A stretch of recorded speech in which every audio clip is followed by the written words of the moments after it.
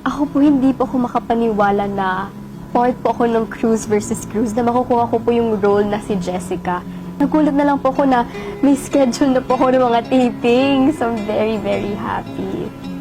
Ako po yung reaction ko po, nagulat po ako kasi sabi ko, hala, magagawa ko ba ito ng maayos? Ano kaya, may sampalan scene ba? May mga iyakan ba? Sino kaya yung mommy ko? Sino kaya yung kaaway ko kung meron man? And kung paano po ako nag-prepare, binasa ko po agad yung script talaga. Kasi yung first script po, wala po ako doon. Pero binasa ko talaga siya para yung background ng family ko and yung kabilang family malalaman ko po.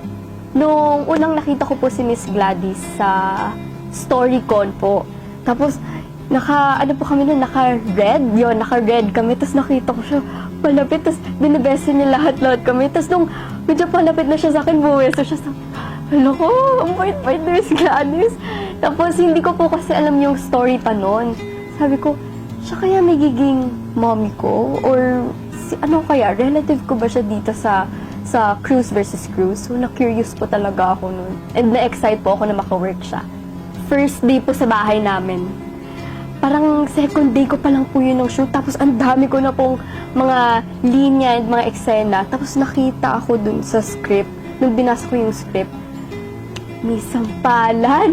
Sinerch ko, Miss Gladys, yung mga sinampal na po ni Miss Gladys. Tapos nakita ko na parang proud sila na nasampal sila ni Miss Gladys. So hindi na pa ako nagulat doon kasi alam ko naman po talagang parang pag nasampal ka ni Miss Gladys, nako talaga, naging proud ka talaga kasi Miss Gladys na talaga yun eh.